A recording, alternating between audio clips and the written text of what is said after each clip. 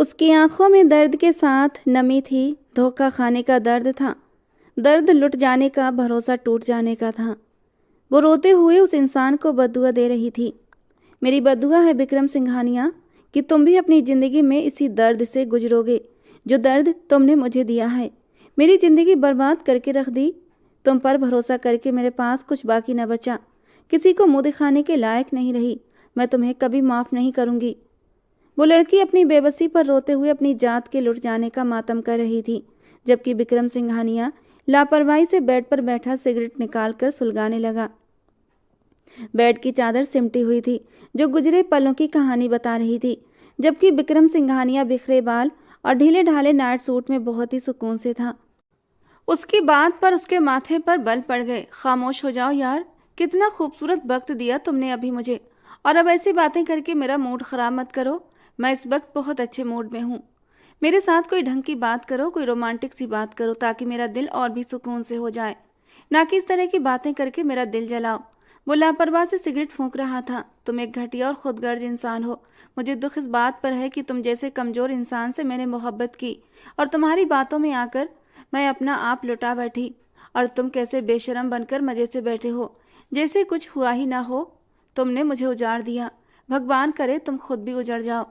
मुझे शादी का झांसा देकर यहाँ तक ले आए और अब अपनी बात से फिर गए। बकवास मत करो नंदिनी। मैंने तुमसे कब कहा था कि मैं तुमसे शादी करूँगा? शादी के लिए नहीं कहा था, लेकिन जो मुझसे मुलाकातें करते थे, मुझे कीमती कीमती गिफ्ट देते थे, एक एक घंटा मुझसे फ़ोन पर बातें करते थे, मेरी खूबसूरती की तारीफ करते, ये सब क्या था? विक्रम सिंघानिया, सच तो ये है तुम अपनी बात से मुकर गए हो। तुम्हें मुझसे अब क्या लेना देना? तुम मेरी क्यों परवाह करोगे? वो विक्रम की बेहिसी पर कुड़कर रह गई थी, मगर कुछ करने के काबिल नहीं थी।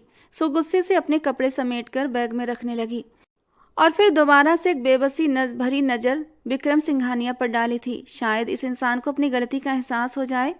नंदिनी, मुझे ऐसी नज़रों से मत घूरो। मैंने नहीं कहा था कि मैं तुमसे मोहब्बत करता हूँ, बल्कि तुमने खुद ही तो कहा था कि मुझसे मोहब्बत करती हो, और मोहब्बत करने वाले यूँ बार बार जताया नहीं करते। मैं तो तुम्हें अभी सारी ज़िंदगी इसी तरह मोहब्बत दे सकता हूँ। इतनी फिक्र तो है तुम्हारी कि खुद से कभी दूर नहीं करूँगा, मगर तुम जैसी लड़कियों के दिमाग में न जाने क्या भूसा भरा होता है कि अगर दो लोग एक दूसरे से मोहब्बत करते हैं तो उन्हें किसी ठोस कदम को उठाने की ज़रूरत होती है। अरे यार, ज़रूरी तो नहीं कि हर मोहब्बत करने वाले की शादी हो जाए। शादी के बगैर भी तो मैं तुम्हें खुशियों से भरपूर ज़िंदगी दे सकता हूँ ना। मगर तुम खुद ही अब जिद कर रही हो, अपने जान से बांधना चाहती हो मुझे। लेकिन मैं आज़ाद ज़िंदगी गुजारने वाला इंसान हूँ। मैं जिम्मेदारियों में बंधकर अपनी ज़िंदगी की खुशियों का गला नहीं घोट सकता। मुझे कोई प्रॉब्लम नहीं। तुम अब भी मेरे लिए उतनी ही अहम हो जितनी कल थी। विक्रम सिंघानिया ने कमाल की लापरवाही से उसकी आंखों में देखते हुए उसे उसकी हैसियत जताई थी। मैं थूकती हूँ तुम्हारी इस घटिया मोहब्बत पर। मैंने कब कहा था तुमसे कि मुझे ये ज़िंदगी चाहिए? ये 2 टके की मोहब्बत अपने पास रखो। विक्रम सिंघानिया, बस इतना याद रखना, कभी ना कभी तुम्हारा ये गुरूर टूटेगा। मैं न सही, कोई तो होगी जो तुम्हें घुटने टेकने पर मजबूर कर देगी।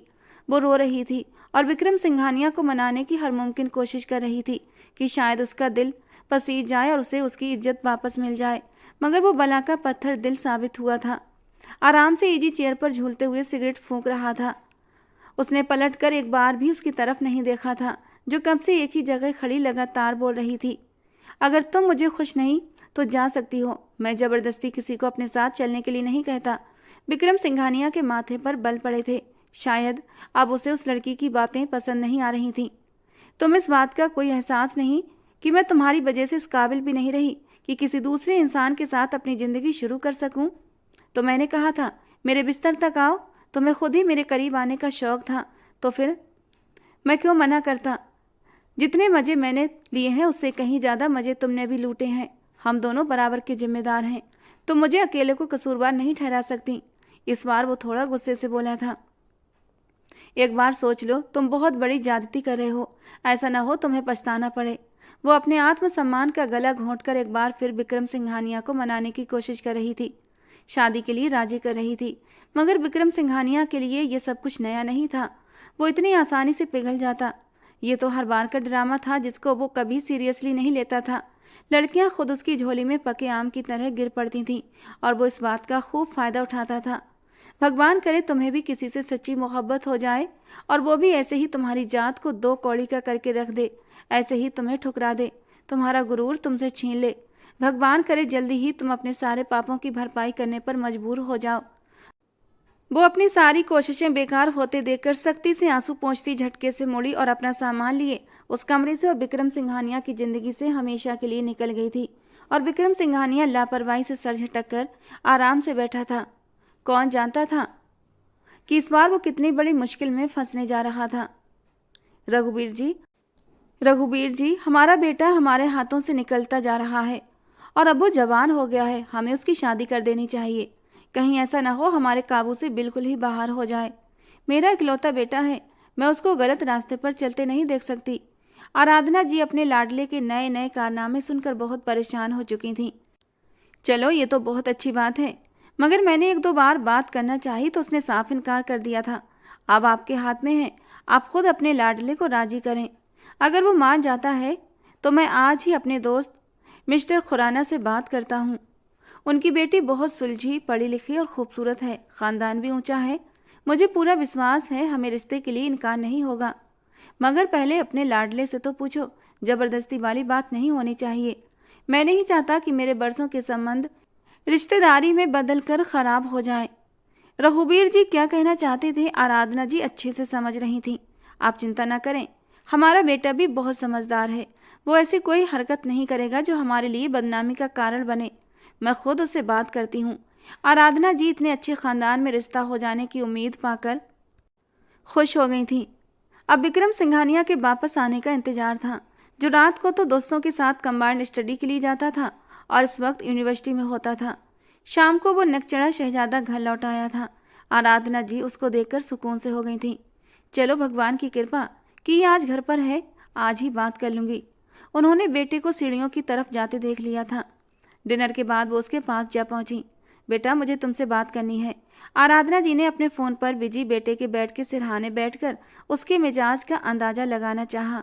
मम्मा आपको पूछने की क्या ज़रूरत है, बोलिए क्या कहना चाहती हैं। विक्रम मोबाइल एक तरफ रखते हुए माँ की गोद में सर रख चुका था।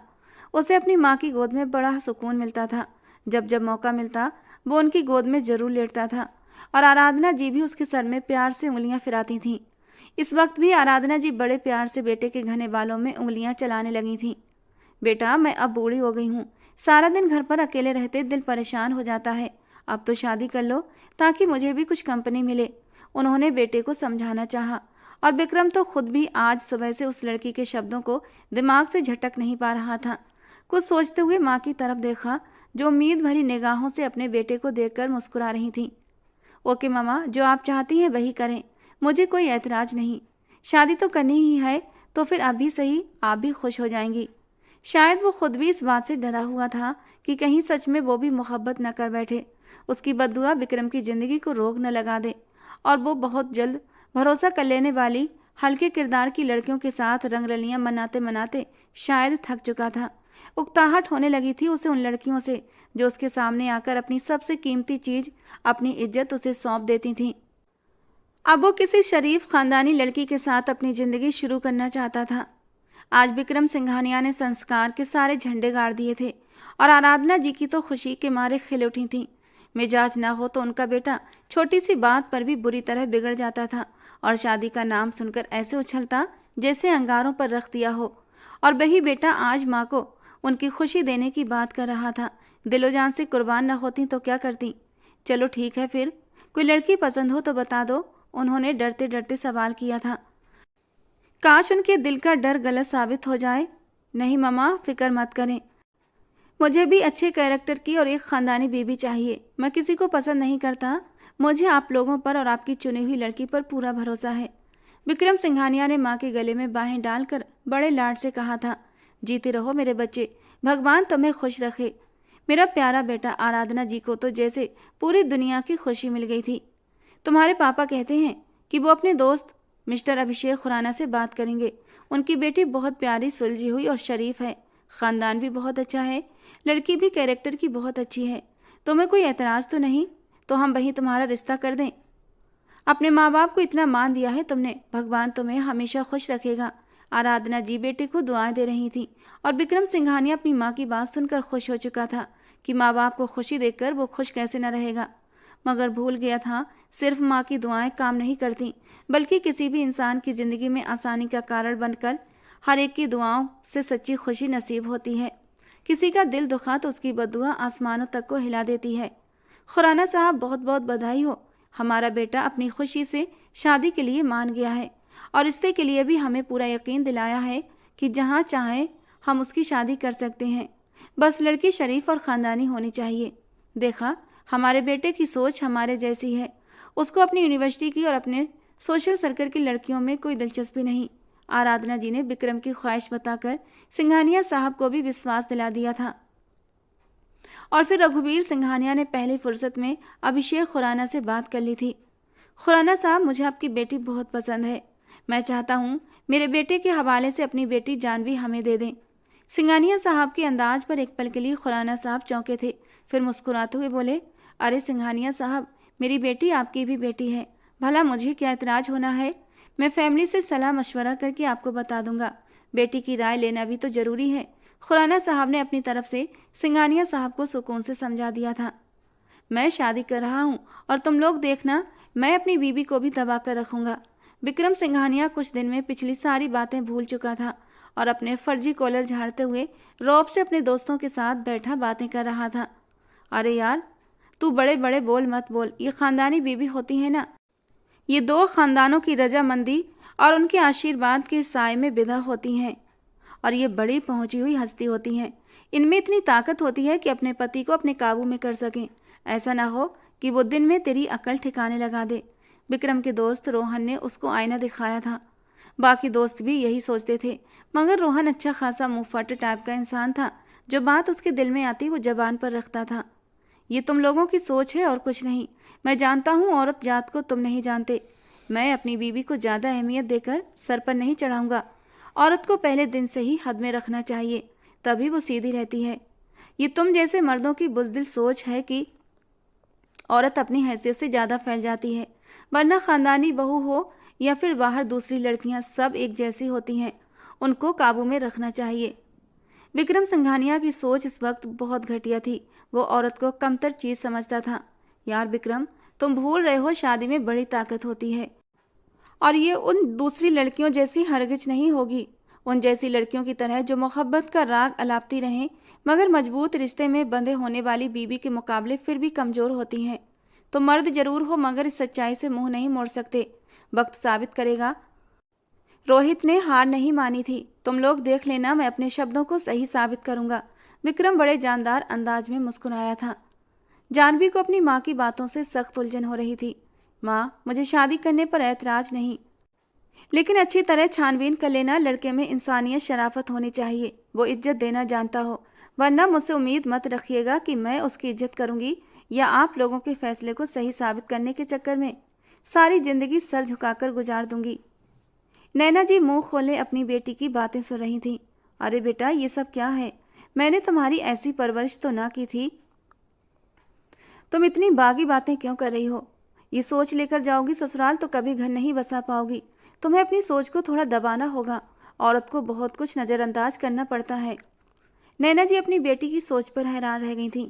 नहीं मामा, ऐसा नहीं हो सकता। ये माँ बाप के पैसों पर ऐश करने वाले अमीर लड़के अपने आप को बहुत बड़ी चीज़ समझते हैं। उनकी निगाह में औरत की हैसियत घर संभालने और उनके बिस्तर सजाने से ज़्यादा नहीं होती। बस उसमें इंसानियत होनी चाहिए, वरना मैं उन लड़कियों में से नहीं हूँ। मुझे तो ये कुर्बानी देने जैसी बातें बिल्कुल पसंद नहीं। मैं तो 2 दिन में ही उस इंसान के होशो हवास ठिकाने लगा दूंगी। वो शराबी या दूसरी लड़कियों के चक्कर में फंसा हुआ मर्द ना हो, वरना मैं बर्दाश्त नहीं करूंगी। जानवी ने साफ शब्दों में अपनी माँ को अपने दिल की बात बता दी थी। जानवी बेटा, वो अच्छे खानदानी लोग हैं, लड़का पढ़ा लिखा है, वो ऐसी क्यों सोच रखेगा? और तुम कोई मामूली इंसान की बेटी नहीं हो, तुम भी बड़े ऊंचे खानदान की बेटी हो, और वो भी हमारी हैसियत जानता है। तुम्हें बस ये सोचना है कि अपने पति की बात मानना, उसे खुश करना तुम्हारे ऊपर ज़रूरी है। उसकी खुशी का ख्याल रखोगी, फिर देखना तुम्हारी ज़िंदगी कितने सुकून और आराम से गुजरेगी। नैना जी ने अपनी बेटी को समझाया। मामा, ये नीच सोच रखने वाले मर्द औरत को पैर की जूती समझा करते हैं और इस तरह के बिगड़े शराबी अय्याश मर्दों से औरत को अलग होने का पूरा हक दिया गया है। ये नहीं कि औरत को हर सूरत अपने पति की इज्जत करनी चाहिए, उसकी बात माननी चाहिए। अगर औरत दिल से खुश नहीं तो वो अलग हो सकती है। जिंदगी बसर करने की क्या ज़रूरत है? आप अपने होने वाले दामाद को ये बात पहले से बता दें कि मेरे साथ अच्छे तरीके से रहेगा तभी मैं रहूँगी, वरना भूल जाए कि उसके सामने सर झुकाए खड़ी रहूँगी और उसकी खुशी का ख्याल तो मैं तभी करूँगी जब दिल से राजी हो जाऊँ। पहले उसके तौर तरीके और उसके मिजाज को तो परख लूँ। इस काबिल हुआ तो दिल में जगह दूंगी। मैं उन लड़कियों में से नहीं जो शादी के बाद इसी एक बात को दिमाग में बिठा लेती हैं कि पति की सेवा करनी चाहिए, पूरी जिंदगी उसके चरणों में गुजार देनी चाहिए, भले वो आपको जूती की नोक पर रखे। जानवी ने साफ शब्दों में अपनी माँ को अपनी बात बता दी और नैना जी सर पकड़कर रह गई थीं। वो दुल्हन बनी बैठी थी, घूंघट डाले वो बस उस इंसान का इंतजार कर रही थी जिसके बारे में उसके माँ बाप ने बहुत तारीफें की थीं। किसी इंसान की असलियत का अंदाजा उसके साथ पर्सनल तौर पर जुड़ने पर ही होता है और यही अंदाजा जानवी खुद करना चाहती थी। और फिर उसका इंतजार ख़त्म हुआ था। विक्रम सिंघानिया कमरे में दाखिल हुआ। नेचुरली ही जानवी के दिल की धड़कन तेज हुई थी। वो संभल कर बैठी थी। विक्रम के मुंह से अपने बारे में कुछ सुनने के इंतजार में थी, लेकिन वो जो कुछ बोला था जानवी हैरान रह गई थी। बहुत खुशकिस्मत लड़की हो कि तुम्हें मुझ जैसा हैंडसम और खूबसूरत पति मिला है, जो इतने बड़े घर और सारी जायदाद का इकलौता वारिस भी है। उसने घूंघट उठाने से पहले अपनी ही तारीफें करना शुरू कर दी थी। हालांकि इस मौके पर तो औरतों को अपने सराहे जाने की ख्वाहिश होती है, मगर ये इंसान भला का खुद पसंद इंसान था, जिसको अपनी जात के सामने सब कम लगते थे। हर लड़की जो काबिलियत रखती है वो इससे भी ज़्यादा की हकदार होती है। इसमें कोई बड़ी बात तो नहीं। विक्रम सिंघानिया इस कदर मजबूत शब्दों पर हैरान हुआ था और जानवी को देख रहा था।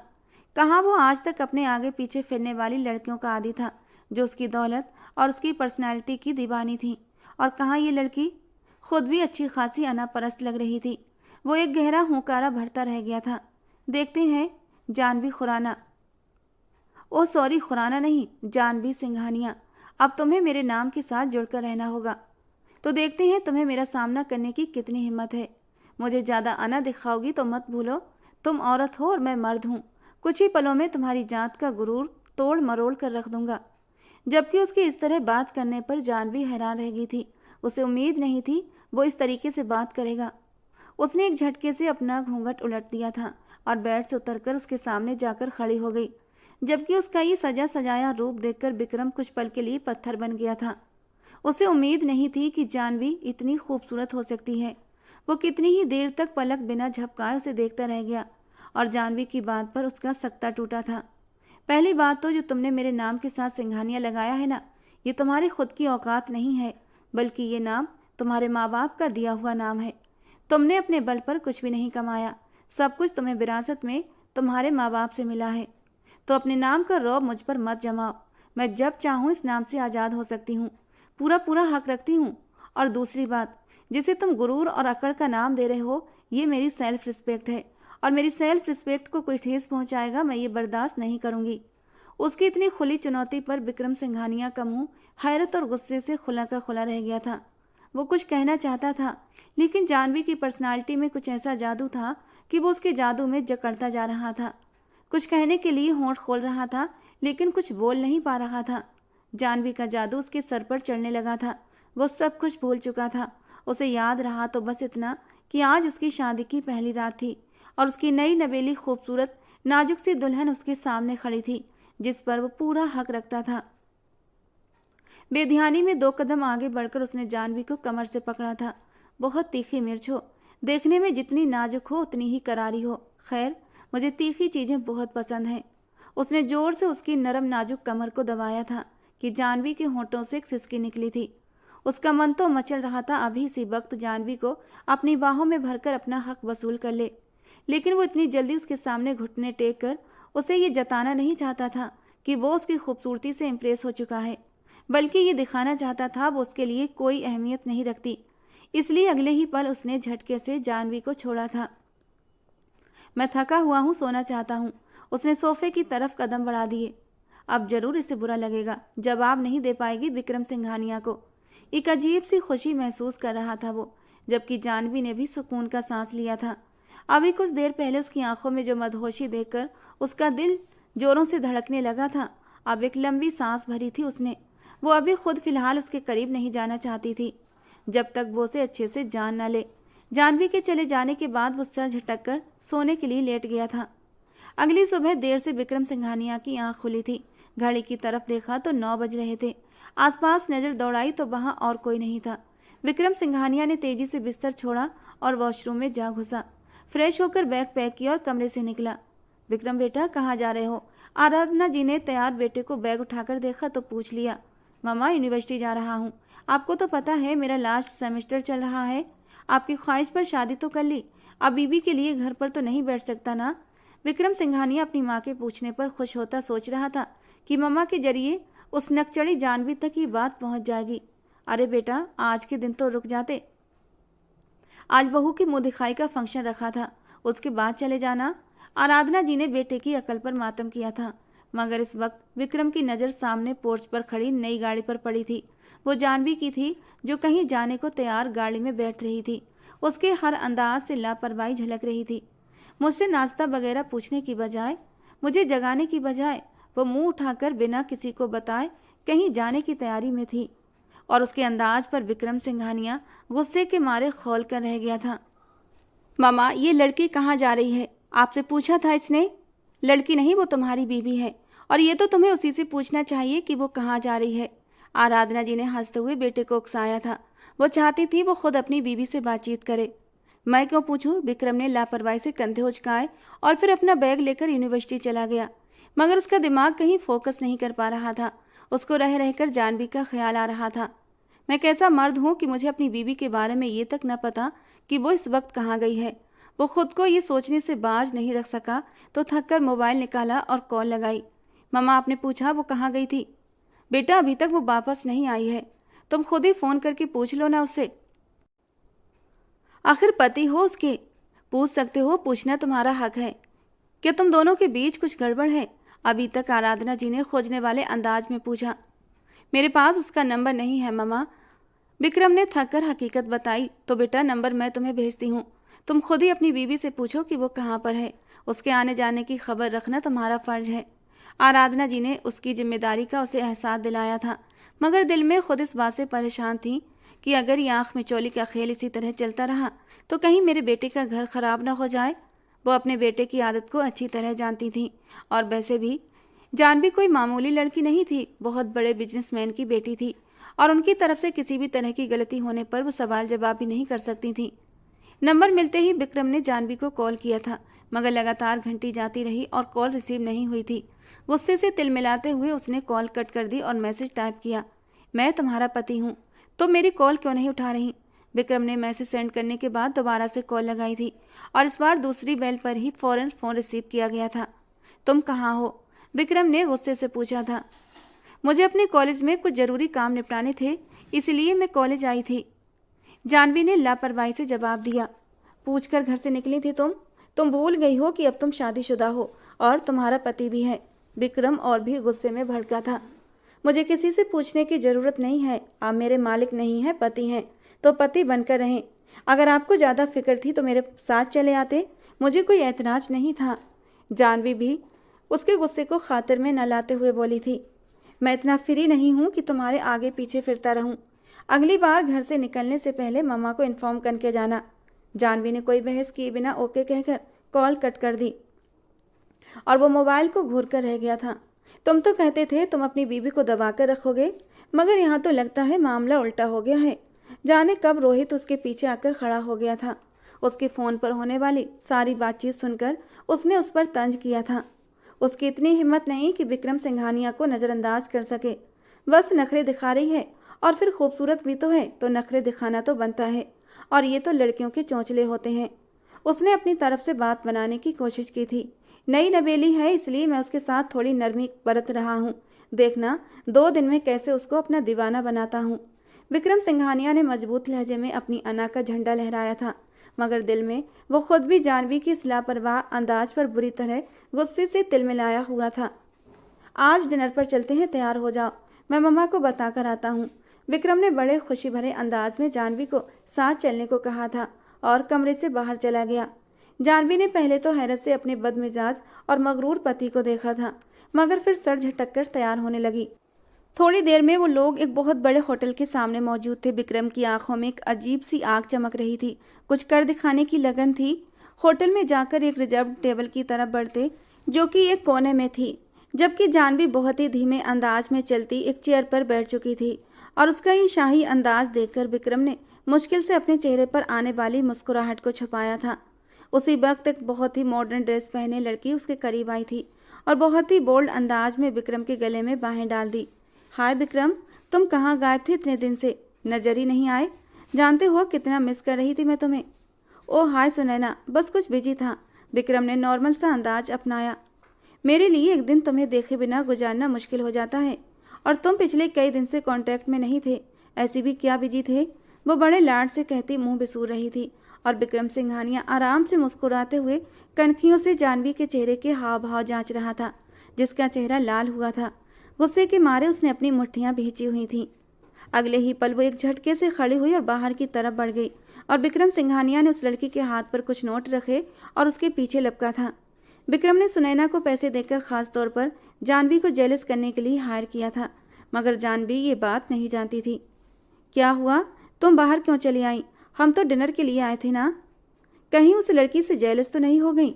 अरे वो तो बस यूनिवर्सिटी की क्लास फेलो है, मुझे देखा तो मिलने चली आई। विक्रम उसके चेहरे के बदलते रंगों से मजा ले रहा था। जेलस और मैं, आपको गलतफहमी हुई है।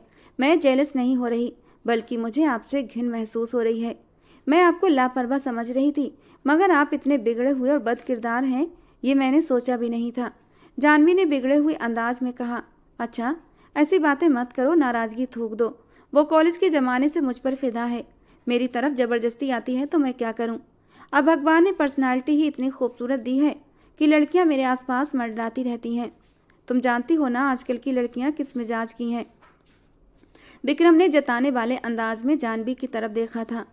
ये सिर्फ लड़की का ही कसूर नहीं, तुमने उसको कोई उम्मीद दिलाई होगी, तभी वो तुम्हारे इतना करीब आई थी। अगर मर्द चाहे तो अपनी तरफ बढ़ने वाली लड़की को उसकी हद में रख सकता है। तुमने उसको हद में नहीं रखा। शायद भूल रहे हो, अब तुम शादीशुदा हो। इस तरह की ओछी हरकतें मुझे बिल्कुल पसंद नहीं। रात को उसी लड़की की कॉल आई। जानवी कमरे में नहीं थी। मैं सुनैना बात कर रही हूँ डियर। दूसरी तरफ से लड़की ने अपना इंट्रोडक्शन करवाया था। अरे, तुमने मेरा नंबर कहाँ से लिया? विक्रम शक भरे लहजे में बोला। अरे, जब मैं आप तक पहुँचकर आपकी मदद कर सकती हूँ तो फिर नंबर लेना कौन सा मुश्किल काम है। रोहित से नंबर लिया था, घबराए नहीं। सुनैना खिलखिलाकर हंसी थी। क्यों फ़ोन किया तुमने? विक्रम ने बोर सी शक्ल बनाई थी। उस वक्त तो उसने जानवी को चिढ़ाने और जलाने के लिए उसे अपने पास आने दिया था, लेकिन अब उसे सुनैना का फ़ोन करना बिल्कुल पसंद नहीं आ रहा था। क्या आपकी बीवी ने कोई असर लिया? सुनैना का अंदाज खोजने वाला था, मगर विक्रम ने अपनी फिक्र में ध्यान से नहीं सुना था। नहीं, वो कुछ ज़्यादा ही मगरूर है। बुरा लगा, मगर जल नहीं रही थी। अभी तक खामोश है। विक्रम ने कनजान लड़की से अपनी परेशानी शेयर की थी। मेरे पास एक और रास्ता है, अगर चाहो तो मैं मदद कर सकती हूँ। सुनैना ने मुफ्त मशवरा दिया तो विक्रम पूरी तरह उसकी बात ध्यान से सुनने लगा। आप ऐसा करें, कल रात को होटल में कमरे में आ जाएं। मैं आपको विश्वास दिलाती हूँ, अब आपकी बीवी खामोश नहीं रह पाएगी। जरूर गुस्से के मारे तिलमिला जाएगी। अगले दिन विक्रम यूनिवर्सिटी से सीधा घर लौट आया था। इस वक्त उसकी आंखों में अजीब सी बेचैनी थी। आज वो हर हाल में कामयाब होना चाहता था। जानवी को दिखाना चाहता था वो मर्द है, कुछ भी कर सकता है, और वो एक कमज़ोर सी औरत है। वो अच्छी तरह जानता था कि औरत कभी भी अपनी मौजूदगी में अपने पति को दूसरी औरत की तरफ जाता बर्दाश्त नहीं कर सकती। उसकी हर मुमकिन कोशिश होती है कि किसी भी तरह अपने पति को अपने तक सीमित रखे। फिर जानवी कैसे इस जाल से खुद को बचा पाएगी? वो बड़ा खुश था। रूम बुक करवाकर सुनैना को वक्त और एड्रेस सेंड कर दिया था, और खुद भी फ्रेश होकर खुशी खुशी गुनगुनाते हुए तैयार होने लगा। उसके हर अंदाज से खुशी छलकी पड़ रही थी। उसने तैयार होने के बाद रिस्टवॉच पहनी और खुद पर परफ्यूम स्प्रे करते हुए जानवी को ठिठकने पर मजबूर कर गया था। कुछ तो था उसके अंदाज में कि आज वो इतने दिल से तैयार हुआ था। खुशबुओं में नहाया हुआ विक्रम अच्छा खासा हैंडसम लग रहा था। उसने कुछ पल पहले जानवी को अपनी तरफ ध्यान से देखते पाया था तो दिल में गुदगुदी हुई थी। तुम दिल के हाथों मजबूर हो चुकी हो जानवी। पूरा यकीन है कल तुम खुद मुझसे कहोगी कि तुम मेरी बीवी हो। खुद मेरी बाहों में आओगी और कहोगी तुम्हें जो कुछ चाहिए मुझसे हासिल करो, बाहर मुंह मारने की जरूरत नहीं। वो एक जन्नाटे की आवाज़ से जानवी की आंखों के सामने से गाड़ी भगा ले गया था और जानवी की आंखें तेजी से भीगने लगी थीं। वो जितना खुद को मजबूत दिखाने की कोशिश कर रही थी उतना ही अंदर से टूट रही थी। उसने ऐसा जीवन साथी तो नहीं चाहा था जैसे उसे मिला था। आज तक वो एकदम साफ सुथरे कैरेक्टर की लड़की थी। उसने किसी की तरफ निगाह उठाकर नहीं देखा था और ऐसा ही जीवन साथी वो भी चाहती थी। लेकिन आज विक्रम सिंघानिया की तैयारी ने जानवी को बहुत कुछ समझा दिया था, मगर कोई ठोस सबूत नहीं था जिसकी बिना पर वो कोई रिएक्ट करती। खुद को लापरवाह जाहिर करके अपना भरम रखे हुए थी। आप अपनी बीबी की अकड़ निकालने के लिए किसी भी हद तक जा सकते हैं, मुझे कोई ऐतराज नहीं होगा। सुनैना ने दिलरुबा अंदाज से विक्रम सिंघानिया को इशारा दिया था। उससे जानवी को क्या फर्क पड़ेगा, वो तो जानती तक नहीं कि मैं इस वक्त यहाँ पर तुम्हारे साथ मौजूद हूँ। विक्रम ने सुनैना को घूरा था। यही तो कह रही हूँ, आप कैमरे की मदद से यहाँ पर सब कुछ रिकॉर्ड कर लें और कल अपना मोबाइल फ़ोन अपनी बीबी के सामने रख देना, किसी काम के बहाने कोई तस्वीर या वीडियो ओपन करके, और वो सब कुछ जान जाएगी कि आपने कुछ कहने की फिर ज़रूरत ही नहीं पड़ेगी और काम भी हो जाएगा। इस तरह मेरी मदद करके क्या हासिल होगा तुम्हें? विक्रम उसके चेहरे को देख रहा था। मुझे आपका साथ नसीब होगा और क्या चाहिए। हम जैसी लड़कियों को आप जैसे हैंडसम मर्द की संगत मिल जाए, ये हमारे लिए खुशकिस्मती की बात हो सकती है। कहाँ आप और कहाँ हम, मगर चलो चंद हसीन पल तो हमारे नसीब में आ जाएंगे और उसके बदले कुछ पैसे भी मिल जाएंगे। हमारा तो यही काम है। विक्रम जैसे कमज़ोर कैरेक्टर और ख़ुद पसंद इंसान के लिए कोई सवाल करना ज़रूरी नहीं रहा था। जो सोच उसकी थी, सामने वाली लड़की भी उसी सोच के साथ उस पर अपना आप लुटाने को तैयार थी। वो मुस्कुराते हुए आगे बढ़ा था। काफ़ी समझदार लग रही हो, चलो क्या याद रखोगी, तुम्हारी ख्वाहिश भी पूरी कर देता हूँ। उसने सुनैना को अपनी बाहों में समेटा था। सुनैना इंतजार कर रही थी कि कब वो उसे होठों से छुएगा, लेकिन चाहते हुए भी विक्रम उसे छू नहीं पा रहा था। सुनैना का नर्म नाजुक वजूद उसकी बाहों में था, लेकिन उसके दिल में कोई जज्बात नहीं थे। विक्रम को यूं खामोश और कुछ न करते देख सुनैना ने ही आगे बढ़कर उसके होठों पर अपने होठ रखे थे, और आज पहली बार विक्रम को घिन महसूस हुई थी। पता नहीं क्यों आज उसे ये सब कुछ अच्छा नहीं लग रहा था। शादी से पहले तक वो इस नेचर का मालिक था। रंगीन तितलियों के साथ वक्त गुजारना उसे अच्छा लगता था, लेकिन पता नहीं जब से जानवी उसकी ज़िंदगी में आई थी वो किसी दूसरी लड़की को देखता भी नहीं था। जो काम वो पहले चुटकियों में कर लिया करता था, अब वही काम उसे कांटे चुभोने लगा था। उसने एक झटके से सुनैना को झटका दिया था। क्या हुआ, दूर क्यों हट गए? सुनैना फिर से उसके करीब आई थी, जबकि इस बार विक्रम ने उसे गुस्से से खुद से दूर झटका था। दूर रहो मुझसे, मुझे तुम जैसी लड़कियां बिल्कुल भी पसंद नहीं, जो खुद ही लड़कों की बाहों में टूटी हुई टहनी की तरह आ गिरती हैं। कम से कम खुद को इतना मजबूत कैरेक्टर बनाओ कि लड़का तुम्हारी तरफ आंख उठाकर भी न देख सके। उसने सुनैना को धक्का दिया था और कमरे से बाहर चला आया। पता नहीं क्यों आज उसके दिल को बड़ा सुकून मिला था। वो आधी रात के वक्त लौट आया था। दबे कदमों चलते कमरे में दाखिल हुआ। सुनैना सो रही थी। वो सुकून से आंखें बंद करके कमरे में आकर लेट चुका था, ये जाने बिना कि आने वाली सुबह उसके लिए कितना बड़ा तूफान लाने वाली थी। विक्रम का फ़ोन लगातार बज रहा था। कुछ देर पहले तो जानवी ने नज़रअंदाज किया, मगर फिर ये सोचकर कि कहीं कोई इमरजेंसी कॉल ना हो, जानवी ने विक्रम को जगाने का इरादा किया। विक्रम उठ जाए, वो उसे आवाज़ दे रही थी, मगर वो गहरी नींद में था, हिल भी नहीं रहा था। तो मजबूरन जानवी ने आगे बढ़कर उसको कंधे से पकड़कर हिलाया था। विक्रम उठो। विक्रम ने मुदी मुदी आंखों से उसकी तरफ देखा था, मगर फिर एक झटके से उठकर बैठा। एक ही रात में कैसी काया पलट है कि मेरी बीबी मुझे इतने प्यार से जगा रही है। वो कितनी ही देर उसे मदहोश और प्यार भरी नज़रों से निहारता रहा। शायद अभी अभी नहाकर आई थी। गीले बाल उसके गर्दन पर बिखरे पड़े थे।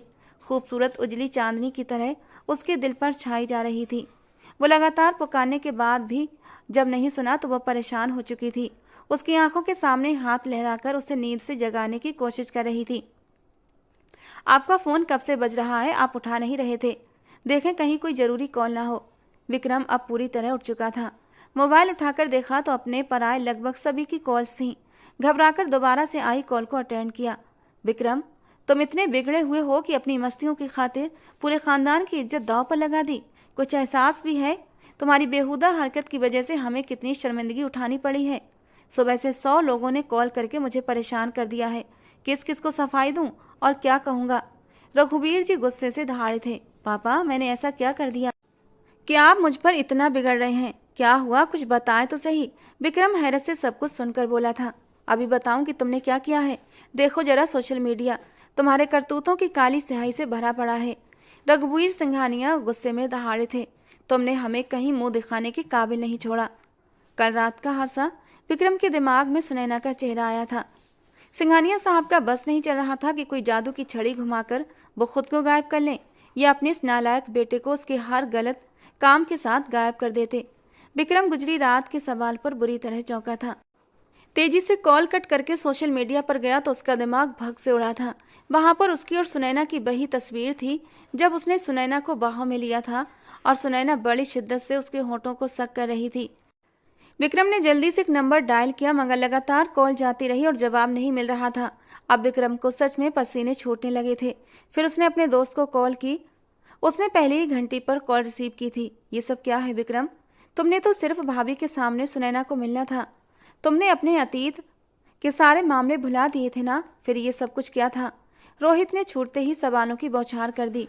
मुझे कुछ भी बकवास करने दोगे या खुद ही बोलते रहोगे? मैंने किसी वजह से फ़ोन किया है। विक्रम ने मुश्किल से खुद पर काबू पाया था। वो जानवी तक ये बात पहुंचने नहीं देना चाहता था। हाँ कहो। रोहित ने अपनी जबान को ब्रेक लगाए। सुनैना कौन है और तुम लोग उसको कैसे जानते हो? मुझे कुछ बताओ। विक्रम सुनैना के बारे में जानने के लिए बेचैन था। वो तो कुछ वक्त पहले ही यूनिवर्सिटी आई थी। हम भी उसके नाम और नंबर के अलावा कुछ नहीं जानते। विक्रम ने उसके सर पर धमाका किया था। ये बात तुम पहले नहीं बता सकते थे? विक्रम ने दांत किचकिचाते कहा था। तुमने भी रूम में प्राइवेट मुलाकात का नहीं बताया था। अगर बता देते तो मैं पहले से बता देते कि वो अनजान लड़की है। रोहित को उसकी अपनी गलती पर दूसरों को कसूरवार ठहराना बुरा लगा था। Just shut up. मैं ये सब नहीं करना चाहता था। उस चालाक लड़की ने मुझे अपनी बातों में उलझा लिया था और मुझे अपनी तरफ अट्रैक्ट किया था। लेकिन रोहित, मेरा विश्वास करो, मैं कुछ ही पल के लिए उसके करीब गया था। उसके बाद मैंने उसे झटक कर अपने से दूर कर दिया था और उसे वहीं कमरे में छोड़कर चला आया था। मैंने उसके साथ कुछ भी गलत नहीं किया था क्योंकि मेरे दिल ने गवाही नहीं दी थी ये सब गलत करने के लिए। मैं तो बस जानवी को चिढ़ाने के लिए और उसके मुंह से अपने लिए इजहार मोहब्बत सुनने के लिए उसे चिढ़ा रहा था। अब मैं क्या करूं, कुछ समझ नहीं आ रहा। अगर उस लड़की के बारे में कुछ पता चले तो मुझे बताओ, वरना नसीहत करने के लिए फ़ोन मत करना। विक्रम ने गुस्से से कॉल काटी थी। वो कई बार सुनैना को कॉल कर चुका था मगर उससे कोई बात नहीं हो पा रही थी। विक्रम सर थाम कर बैठ गया। विक्रम ने वो पूरा दिन कमरे में गुजारा था मगर रात होते ही उसको चिंता हुई थी। बेड के दूसरे किनारे पर मौजूद जानवी को देखते हुए उसके चेहरे की मासूमियत में कहीं खोने लगा था। थोड़ा सा उसके करीब होकर उसको और भी प्यार से निहारने लगा था। ये प्यारी सी मासूम सी लड़की उसकी है, सिर्फ उसकी। ये सोच उसे गुदगुदाने लगी थी। दिल में जानवी के लिए ढेरों जज्बात मचलने लगे थे और फिर बिना सोचे समझे उसने अपने जज्बातों से कांपते होंठ सोई हुई जानवी के होंठों पर रख दिए थे। किसी के गर्म होठों का एहसास महसूस करते ही जानवी ने पट से आंखें खोली थीं। अपने ऊपर झुके विक्रम को देखकर वो बिदक कर उसे धक्का देती हुई पीछे हटी थी। गुस्से के मारे कांप रही थी जबकि विक्रम हैरान सा उसे देख रहा था। हिम्मत कैसे हुई तुम्हारी मेरे करीब आने की? जानवी, मैं तुम्हारे साथ अपने रिश्ते की शुरुआत करना चाहता हूँ। मैं मानता हूँ कि मैंने अब तक गलतियाँ की हैं, लेकिन मुझे माफ़ी का एक मौका तो दो। और अपने रिश्ते की शुरुआत से पहले मैं तुम्हें कुछ बताना भी चाहता हूँ क्योंकि मैं पूरी सच्चाई से तुम्हें अपनाकर अपनी ज़िंदगी में आगे बढ़ना चाहता हूँ। वो जानवी को सुनैना के बारे में बताना चाहता था। उसकी आंखों में सच्ची मोहब्बत के दीप जगमगा रहे थे, लेकिन जानवी को उस पर भरोसा नहीं था। करीब भी मत आना मेरे, वरना मैं बहुत कुछ कर गुजरूंगी। उसने उंगली उठाकर विक्रम को धमकी दी थी। जानवी, तुम मेरी बीवी हो और मैं तुम पर पूरा हक रखता हूँ। तुम मुझे मेरे हक से दूर नहीं रख सकती। कौन सा हक, कैसा हक? औरत के हक भी उतने ही जरूरी होते हैं जितने कि मर्द के, और आपने मेरे हक को पहले दिन से ही किरची किरची कर दिया है। तो मुझसे उम्मीद क्यों करते हैं कि मैं आपका हक पूरा करूंगी? वो गुस्से से विक्रम की तरफ देख रही थी। कमरे में दाखिल होते ही कोई प्यार भरी बात नहीं की थी आपने तो मेरा नाम भी नहीं पूछा था, बस अपना इंट्रोडक्शन बड़े मगरूर अंदाज में करवाया था। मेरी खुशकिस्मती पर बात की थी कि आपका मिलना मेरी खुशकिस्मती है। आपकी नज़र में मेरी क्या हैसियत थी? मैं दौलत पर मरने वाली लड़की नहीं थी जिसको आपने कमतर होने का एहसास दिलाया। उसकी बात का जवाब उसने बहुत ही भड़कते हुए दिया था, लेकिन विक्रम कुछ नहीं बोला था। उसे अपनी गलतियों का एहसास था। जानवी ने अपना तकिया उठाया और सोफे पर जाकर बैठ चुकी थी। उसे किसी बात की परवाह नहीं थी। उस वक्त अभिषेक खुराना दुबई गए हुए थे।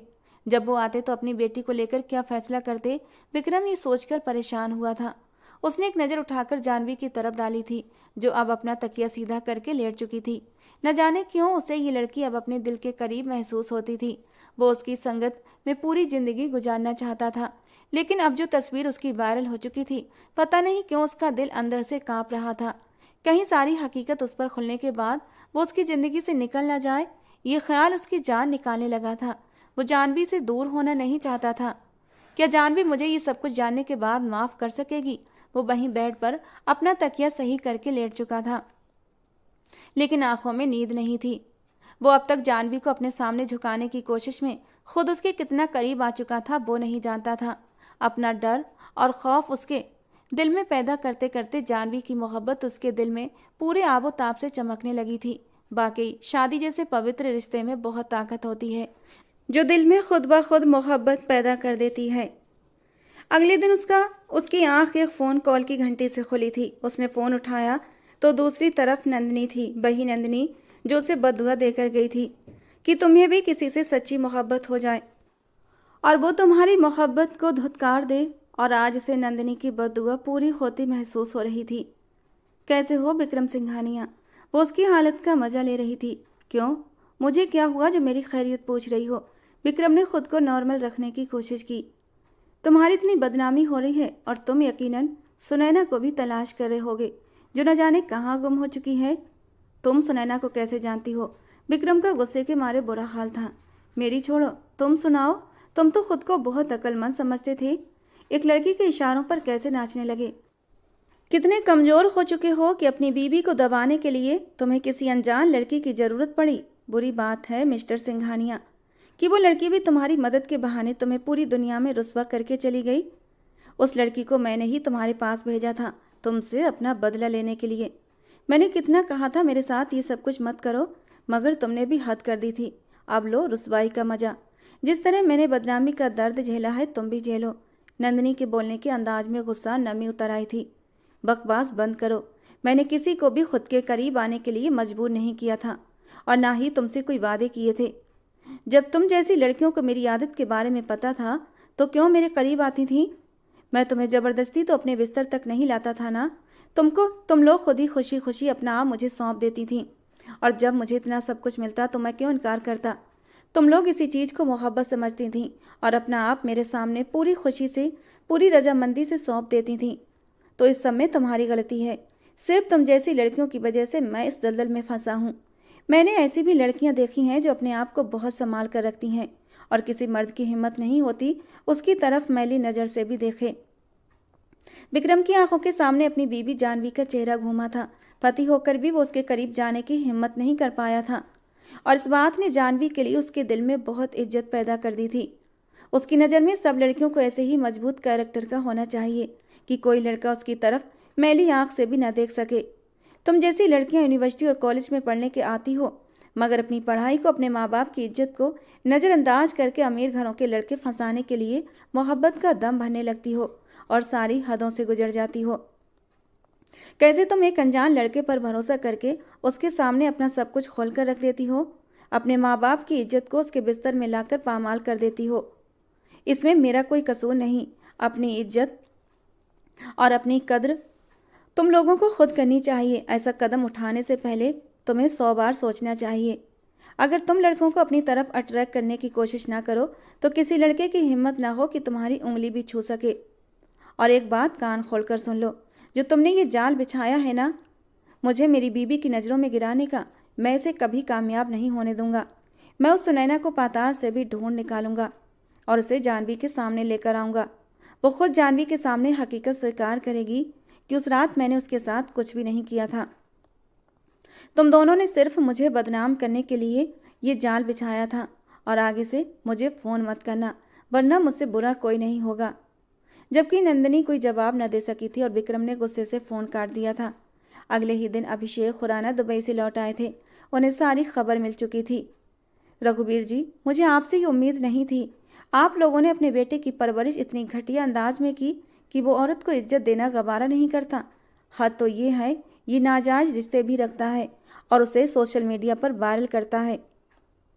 अफसोस है मैं आप लोगों को पहचान नहीं पाया, लेकिन अब भी कुछ नहीं बिगड़ा। मैं अपनी गलती सुधारने के लिए ही यहाँ पर आया हूँ। मैं अपनी बेटी जानवी को यहाँ से लेकर जाऊँगा और उसे तुम्हारे बेटे की ज़िंदगी से हमेशा के लिए निकाल दूँगा। जबकि रघुवीर जी ये फैसला सुनकर बौखला गए थे। खुराना साहब, गुस्से से फैसला करने की बजाय थोड़ा सा सोच समझकर फैसला करें। मेरा बेटा बेकसूर है, उसने कुछ नहीं किया। मेरा यकीन करें, उसे फंसाया गया है। अपने पापा की खबर सुनकर जानवी बाहर ड्राइंग रूम में आई थी। चलो जानवी, मैं तुम्हें लेने आया हूँ। जबकि अपने पापा को सामने देखकर जानवी रो पड़ी थी। खुराना साहब ने बेटी को सीने से लगा लिया। मुझे माफ़ कर दो मेरी बेटी, तुमने मुझसे सिर्फ यही चीज़ तो मांगी थी कि तुम्हारा जीवन साथी साफ सुथरे कैरेक्टर का होना चाहिए, और मैं अपनी बेटी की ये ख्वाहिश पूरी न कर सका। मुझे बहुत अफसोस है बेटा, मैं तुम्हारी बात की लाज न रख सका। जबकि जानवी की आंखों से भी आंसू टपक पड़े थे। जाओ बेटा, अपना सामान पैक करो, मैं तुम्हें हमेशा हमेशा के लिए इस दलदल से निकालने आया हूँ। जबकि विक्रम का दिल जैसे किसी ने मुट्ठी में लेकर मसल दिया था। जानवी का उससे दूर जाने के ख्याल से ही दिल कांपने लगा था। वो हैरान था, वो कब जानवी से इतनी मोहब्बत कर बैठा कि उससे एक पल की दूरी उसे बर्दाश्त नहीं थी। आराधना जी जानवी के सामने हाथ जोड़कर खड़ी हो गई थी। बेटा, सोच समझकर फैसला करो। मेरा बेटा बेकसूर है। मैंने उसकी आंखों में तुम्हारे लिए मोहब्बत देखी है। तुम्हारे बिना वो टूट कर बिखर जाएगा। प्लीज़ उसे माफ़ कर दो और एक बार अपने फैसले पर गौर करो। इस घर को छोड़कर मत जाओ। रघुवीर जी भी सामने आए थे। हाँ बेटा, हमारी इज्जत दो कौड़ी की होकर रह जाएगी। यूं घर छोड़कर मत जाओ बेटा, मेरा बेटा बेकसूर है, उसे माफ़ कर दो। जानवी ने अपनी आंखों में आए आंसू साफ किए थे। अपनी सास आराधना जी के हाथ थाम लिए। मैं कहीं नहीं जा रही आंटी, मैं यहीं रहूंगी हमेशा। जबकि विक्रम ने हैरान नज़रों से जानवी को देखा था। वो ये क्या बोल रही थी? क्या इतना सब कुछ जानने के बाद भी वो रहना चाहती थी? जबकि खुराना साहब ने बेटी को हैरान होकर देखा था। ये कैसी बातें कर रही हो जानवी? तुम ऐसे इंसान के साथ कैसे रह सकती हो? वो खुराना साहब के पास आई थी। पापा, मैं मानती हूँ मैंने आपसे एक चीज़ मांगी थी कि मुझे साफ सुथरे कैरेक्टर का लड़का चाहिए, जिसके जज्बात, जिसकी मोहब्बत सिर्फ मेरे लिए हो। लेकिन कभी कभी हमें वो सब कुछ नहीं मिलता जो हम चाहते हैं। विक्रम शादी से पहले गलत काम करता था, उसके नाजायज रिश्ते थे। मुझे ये बात पता चल चुकी है। लेकिन मैं ये भी जानती हूँ, शादी के बाद कभी उसने किसी लड़की की तरफ गलत निगाह से नहीं देखा, कभी किसी के साथ कोई नाजायज रिश्ता नहीं रखा। वो मुझसे मोहब्बत करता है। मेरी मोहब्बत में आकर उसने खुद को बदल लिया है, और मैं खुश हूँ कि मैं एक भटके हुए इंसान को सही राह पर ले आई हूँ। मैंने उसकी आंखों में अपने लिए तड़प देखी है, लेकिन बस अपनी अना और जिद में कहने से डरता है। कैसी बातें कर रही हो जानवी? सोशल मीडिया पर देखा ना तुमने? देखा है पापा, मैंने इन सब बातों से अनजान नहीं हूँ, और तब मैंने यही फैसला किया था कि मैं विक्रम को छोड़ दूंगी। लेकिन आज सुबह मैंने विक्रम और नंदिनी की बातें सुन ली थी। सुनैना ने विक्रम को फंसाया है। हाँ, वो उस रात उसके करीब गया था, लेकिन ऐसा कुछ भी नहीं हुआ था। उसने विक्रम की तरफ देखा था और विक्रम की आंखों में आंसू आ गए। जबकि खुराना साहब बेटी के सर पर हाथ रखकर वापस चले गए थे। आराधना जी और रघुवीर जी ने भी जानवी को आशीर्वाद दिया था। वो दोनों भी अपने अपने कमरों में जा चुके थे। विक्रम धीरे धीरे कदमों से चलता हुआ जानवी के पास आया था। मुझे माफ़ कर दो जानवी, अना की दीवार मैंने कुछ ज़्यादा ही ऊंची कर रखी थी, लेकिन तुम्हारी मोहब्बत की रोशनी बहुत तेज़ थी, इतनी तेज़ कि उस रोशनी में मेरी अना की दीवार कहीं ढहकर रह गई थी। मैं मोहब्बत करता हूँ जानवी, तुमसे बहुत मोहब्बत। तुम्हें खोने के ख्याल से भी डरता हूँ। प्लीज़ मुझे छोड़कर कभी मत जाना। वो उसके सामने हाथ जोड़कर खड़ा था और जानवी ने उसके हाथों को थाम लिया था। तुम यूँ हाथ जोड़कर माफ़ी मांगते अच्छे नहीं लगते, हक जमाते अच्छे लगते हो। जैसे रात को हक जमा रहे थे, वैसे ही पूरे हक के साथ मुझे अपनी पनाहों में समेट लो विक्रम, क्योंकि मैं भी अब थक चुकी हूँ। कहते कहते वो उसकी बाहों में समा गई थी। विक्रम ने उसे बाहों में उठा लिया था और उसे बेड पर बिठाया था। वादा करता हूँ जानवी, आज से कभी कोई गलत काम नहीं करूँगा।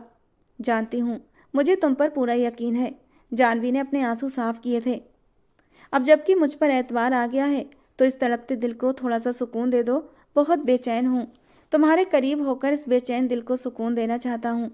ये कहते कहते उसने आगे बढ़कर जानवी के माथे पर होंठ रखे थे और उसकी आंखों में छाई मदहोशी के रंग देखकर जानवी का दिल धक से हुआ था। विक्रम नहीं, प्लीज अभी नहीं। क्यों? अभी क्यों नहीं? समझने की कोशिश करो विक्रम, इस समय दिन के समय ये सब करना क्यों, इसमें क्या गलत है? बीबी हो मेरी, जब चाहूँ जैसे चाहूँ अपनी मोहब्बत की बारिश में तुम्हें भिगो सकता हूँ, और इस वक्त मेरे जज्बात के बादल पूरी तरह बरसने को तैयार हैं। कहते कहते वो उसके गले से दुपट्टा उतार चुका था। उसके इरादे भांप कर जानवी का पूरा शरीर ठंडा पड़ने लगा था। अपनी शर्ट उतारकर दूर फेंकता वो उसे लेकर कंबल में घुस चुका था।